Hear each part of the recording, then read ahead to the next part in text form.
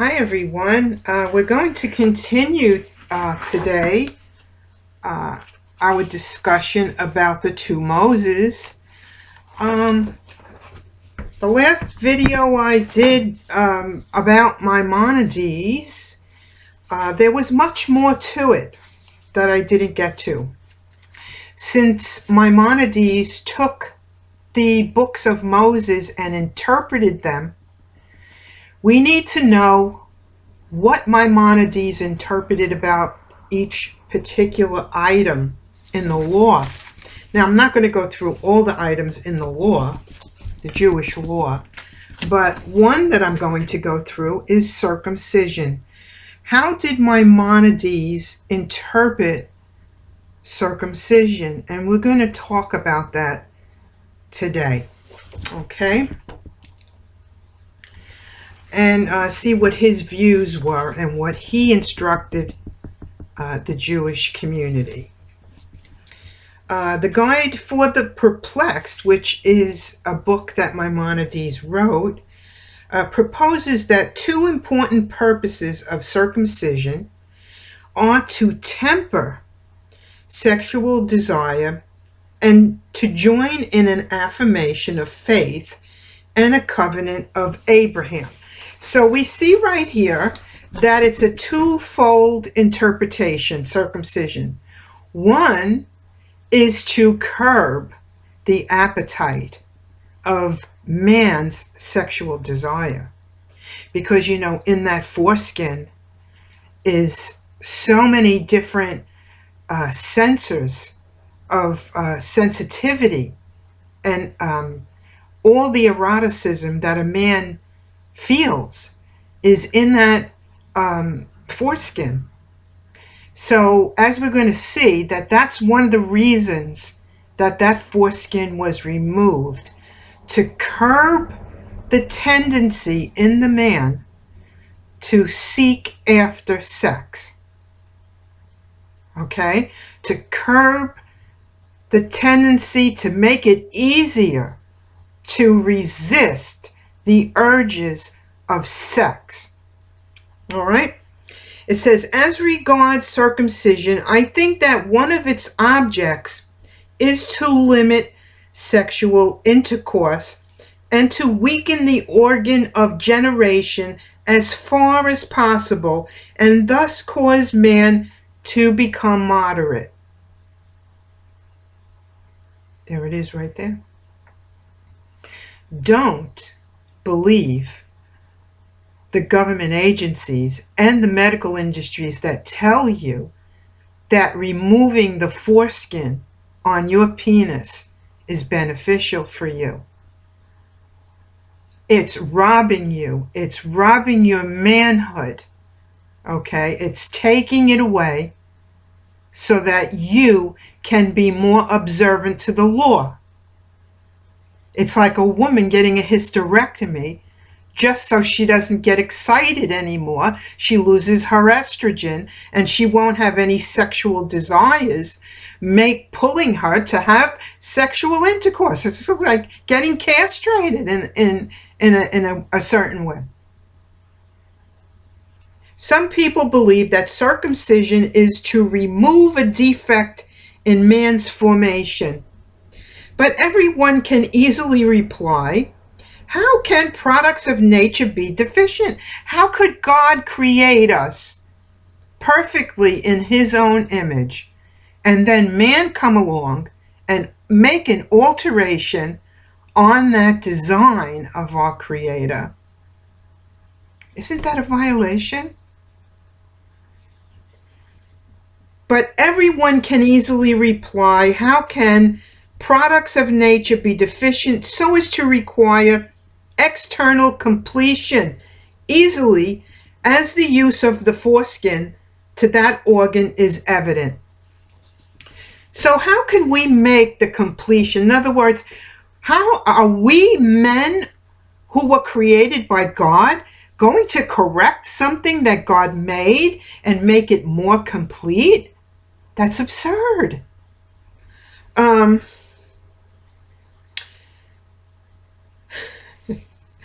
This commandment has not been enjoined as a complement to a deficient physical creation, but as a means for perfecting man's mortal shortcomings. So they're saying that man's shortcomings, how man behaves, I guess like animal-like, that he has to have sex, and he's driven by his penis, the desires of his penis, they remove that foreskin to make it easier for him to turn away from those impulses. That's what this is saying. And that was a morally correct decision because of the intention behind it. Our intention was to be more observant of the law, so therefore, and we had to take away the part of the penis that gives us the drive and the feelings and the sensations. The degree of bodily damage caused to that organ is exactly that which is desired. It does not interrupt any vital function, nor does it destroy the power of generation. Okay, so now they're saying that you can live without the foreskin, and it will not stop you from reproducing and your generations to come. Circumcision simply counteracts excessive lust. For there is no doubt that circumcision weakens the power of sexual excitement and sometimes lessens the natural enjoyment. The organ necessarily becomes weak when it loses blood and is deprived of its covering from the beginning. And our sages, these are the rabbis, our sages, Beresh Rabbah, say distinctly, it is hard for a woman with whom an uncircumcised had sexual intercourse to separate from him. Almost like they're referring to two dogs getting locked. Did you ever see that happen years ago? That used to happen because dogs were more loose on the streets, and as kids we would see them engaging in sexual activity, and they would supposedly, after the ejaculation, get stuck because of the swelling. And then somebody would come out of their house and throw cold water on them.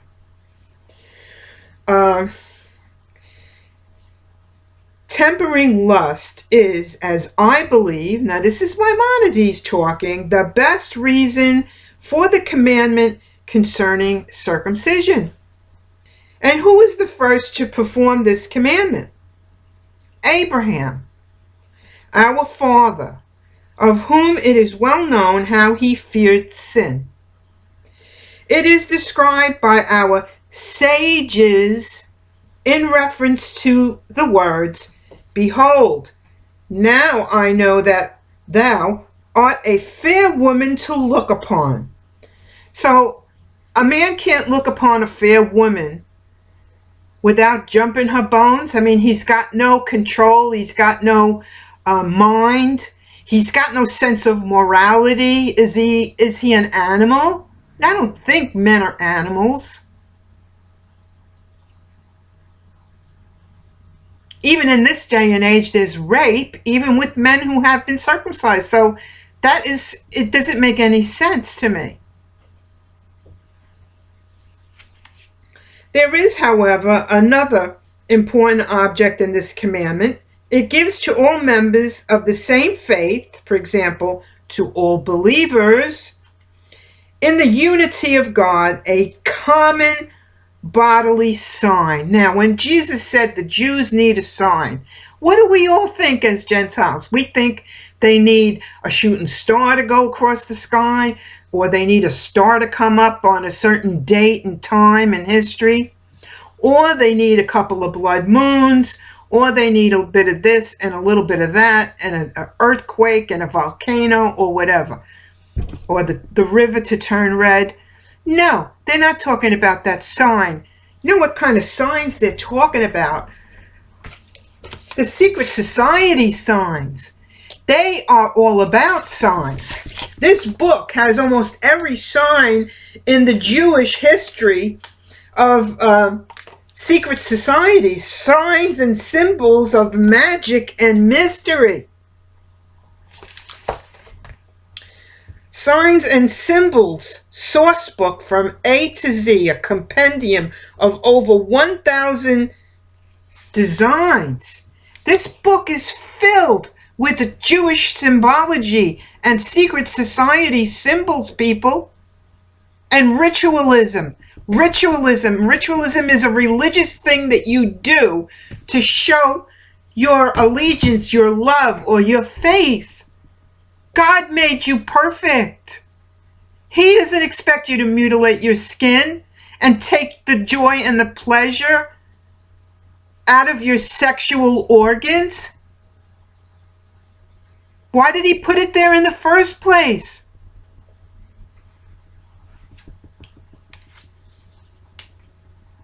For sometimes people say so for the purpose of obtaining some advantage, or in order to make some attack upon the Jews. No one, however, should circumcise himself or his son for any other reason but pure faith.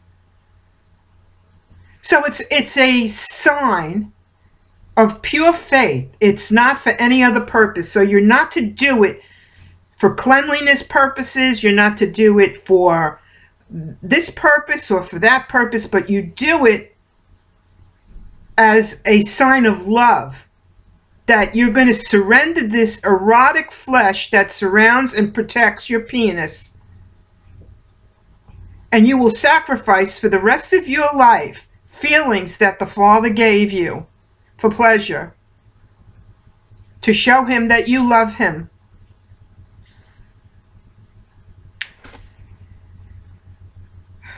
That no one is to circumcise himself or his son for any other reason but pure faith. For circumcision is not like an incision on the leg or a burning in the arm, but a very difficult operation. It is also a fact that there is much mutual love and assistance among people that are united by the same sign when they consider it as a symbol of a covenant. God never told you to make that covenant. This was Maimonides' interpretation of what God said.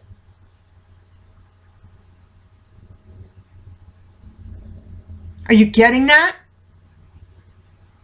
And we know from that video that I did that the people that influenced Maimonides were three different philosophers: Avicenna, Averroes, Ghazali, and Al-Farabi.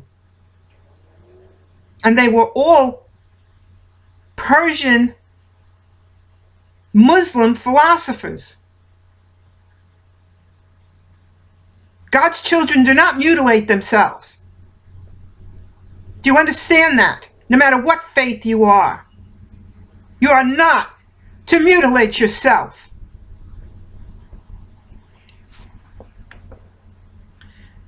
Circumcision is likewise the symbol of the covenant which Abraham made in connection with the belief in God's unity.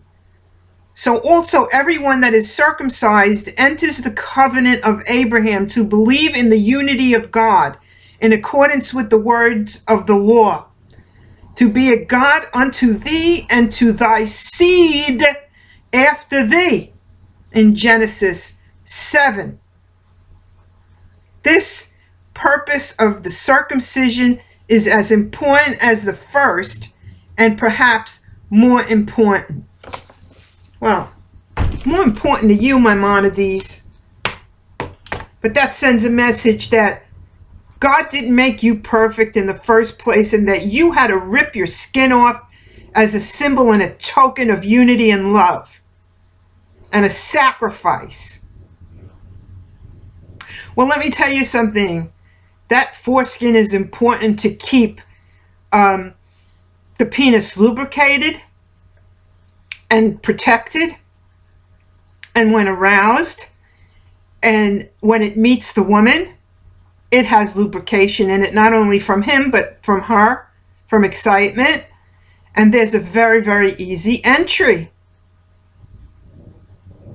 But without that lubrication, because the mucosa has been removed, it's up to the woman now to lubricate herself, especially if the husband does not want to accommodate her with any foreplay. So what is it like for a man to ram a woman in sexual activity without any stimulation? It's like a knife going through you. But then again, you wouldn't know that because you're not on the other end. I'm going to link a video in the description box which shows you a circumcision operation. I'm not going to put it in here because it's graphic and I don't want to disturb people. So if you don't want to watch it, don't click on the link. But you will see what is involved in taking that foreskin off.